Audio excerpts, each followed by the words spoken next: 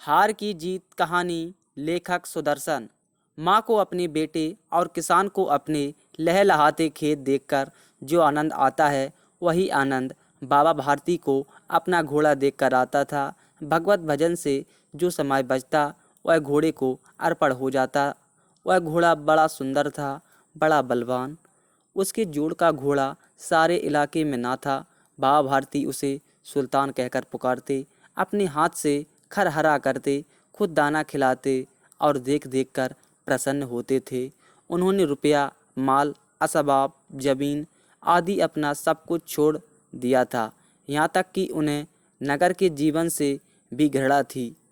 अब गांव से बाहर एक छोटे से मंदिर में रहते और भगवान का भजन करते। मैं सुल्तान के बिना नहीं रह सकूंगा। उन्हें ऐसी भ्रांति सी हो गई थी। वे उसकी चाल पर लट्टू थे। कहते, ऐसे चलता है जैसे मोर घटा को देखकर नाच रहा हो।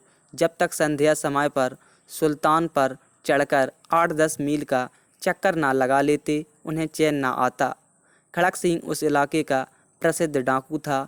लोग उसका नाम सुनकर कांपते थे। होते होते सुल्तान की कीर्ति उसके कानों तक भी पहुंची।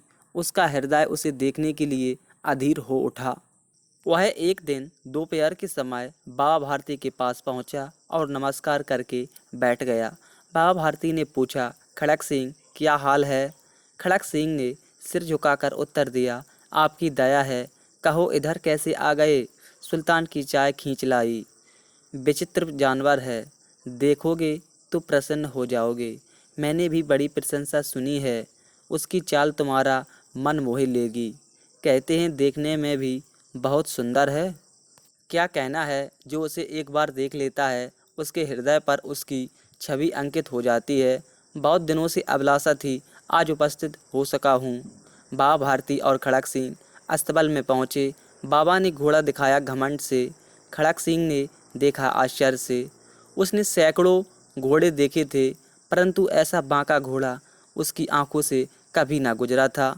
सोचने लगा, भाग्य की बात है, ऐसा घोड़ा खड़क सिंह के पास होना चाहिए। इस साधु को ऐसी चीज़ों से क्या लाभ है? कुछ देर तक आश्चर्य से चुपचाप खड़ा रहा। इसके पश्चात उसके हृदय में हलचल होने लगी। बालकों सी अधीरता से बोला, परंतु बाबा जी, इसकी चाल ना देखी तो क्या? दूसरे के मुख से सुल्तान की प्रशंसा सुनने के लिए उनका हृदय अधीर हो गया। घोड़े को खोलकर बाहर गए। घोड़ा वायु वेग से उड़ने लगा। उसकी चाल को देखकर खड़क सिंह के हृदय पर सांप लेट गया। वह डाकू था और जो वस्तु उसे पसंद आ जाए, उस पर वह अपना अधिकार समझता था। उसके पास बाहुबल था और वह आदमी भी। जाते जाते उसने कहा, बाबा जी, मैं यह घोड़ा आपके पास न रहने दूंगा। बाबा भारती डर गए। अब उन्हें रात को नींद न आती। सारी रात अस्तबल की रखवारी में कटने लगी। प्रति क्षण खड़क सिंह का भय लगा रहता, परंतु कई मास बीत गए, वह न आया। यहाँ तक कि बाबा भारती कुछ असावधान हो गए और इस भय को स्वप्न के भय की नाई मिथ्या समझने लगे। संध्या का समय था। बाबा भारती सुल्तान की पीठ पर सवार होकर घूमने जा रहे थे। इस समय उनकी आंखों में चमक थी, मुख पर प्रसन्नता। कभी घोड़े के शरीर को देखते, कभी उसके रंग को, और मन में फूले न समाते। सहसा एक ओर से आवाज़ आई, ओ बाबा, इस कंगले की सुनते जाना। आवाज़ में करुणा थी। बाबा ने घोड़ा को रोक लिया। देखा एक अपाहिज वृक्ष की छाया में पड़ा करहा रहा है। बोले, क्यों, तुम्हें क्या कष्ट है? अपाहिज ने हाथ जोड़कर कहा, बाबा, मैं दुखियारा हूँ, मुझ पर दया करो। रामबाला यहाँ से 3 मील है, मुझे वहाँ जाना है। घोड़े पर चढ़ा लो, परमात्मा भला करेगा। वहाँ तुम्हारा कौन है? दुर्गा दत्त वैद्य का नाम आपने सुना होगा।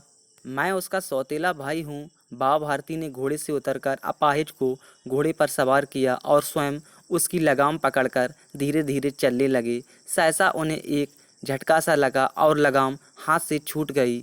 उनकी आश्चर्य का ठिकाना ना रहा जब उन्होंने देखा कि अपाहिज घोड़े को पीठ पर तनकर बैठा है और घोड़े को दौड़ाए लिए जा रहा है। उनके मुख से भय, विस्मय और निराशा से मिली हुई चीख निकल गई। वह अपाहिज डाकू खड़क सिंह था। बाबा भारती कुछ देर तक चुप रहे और कुछ समय पश्चात कुछ निश्चय करके पूरे बल से चिल्लाकर बोले, जरा ठहर जाओ। खड़क सिंह ने यह आवाज़ सुनकर घोड़ा रोक लिया और उसकी गर्दन पर हाथ फेरते हुए कहा, बाबा जी यह घोड़ा अब न दूंगा, परंतु एक बात सुनते जाओ। खड़क सिंह ठहर गया।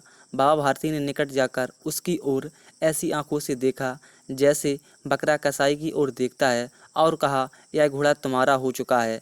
मैं तुमसे इसे वापस करने के लिए न कहूँगा, परंतु खड़क सिंह केवल एक प्रार्थना करता हूँ, इसे स्वीकार ना करना, नहीं तो मेरा दिल टूट जाएगा। बाबा जी आज्ञा कीजिए, मैं आपका दास हूँ, केवल घोड़ा ना दूंगा।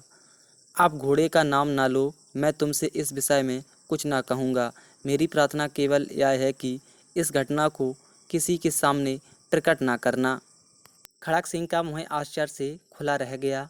उसे लगा था कि घोड़े को लेकर यहाँ से भागना पड़ेगा, परंतु बाबा भारती ने स्वयं उसे कहा कि इस घटना को किसी के सामने प्रकट ना करना। इसका क्या अर्थ हो सकता है? खड़क सिंह ने बहुत सोचा, बहुत सिर मारा, परंतु कुछ समझ ना सका। हार कर उसने अपनी आंखें बाबा भारती के मुख पर गड़ा दी और पूछा, बाबा जी इसमें आपको क्या डर है? सुनकर बाबा भारती ने उत्तर दिया, लोगों को यदि इस घटना का पता चला तो वे दीन दुखियों पर विश्वास ना करेंगे। यह कहते कहते उन्होंने सुल्तान की ओर से इस तरह मुँह मोड़ लिया जैसे उनका उससे कभी कोई संबंध ही ना रहा हो। बाबा भारती चले गए, परंतु उनके शब्द खड़क सिंह के कानों में उसी प्रकार गूंज रहे थे। सोचता था, कैसे ऊंचे विचार हैं, कैसा पवित्र भाव है। उन्हें इस घोड़े से प्रेम था। इसे देखकर उनका मुख फूल की नाई खिल जाता था। कहते थे, इसके बिना मैं रह ना सकूँगा। इसकी रखवाली में वे कई रात सोए नहीं, भजन भक्ति ना कर रखवाली करते रहे, परंतु आज उनके मुख पर दुख की रेखा तक दिखाई ना पड़ती थी। उन्हें केवल यह ख्याल था कि कहीं लोग दीन दुखियों पर विश्वास करना ना छोड़ दें।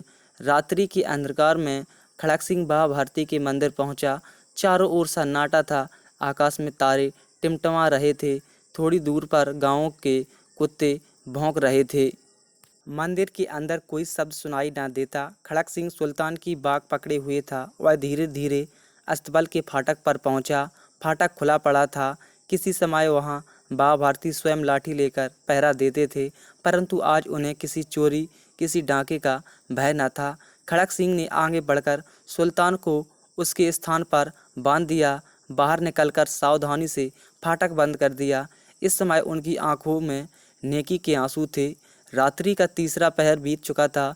चौथा पहर आरंभ होते ही बाबा भारती ने अपनी कुटिया से बाहर निकलकर ठंडे जल से स्नान किया। उसके पश्चात इस प्रकार जैसे कोई स्वप्न में चल रहा हो, उनके पांव अस्तबल की ओर बढ़े, परंतु फाटक पर पहुंचकर उनको अपनी भूल प्रतीत हुई। साथ ही घोर निराशा ने पांव को मन मन भरकर भारी बना दिया। वे वहीं रुक गए। घोड़े ने अपनी स्वामी के पांवों की चाप को पहचान लिया और जोर से हिनहिनाया।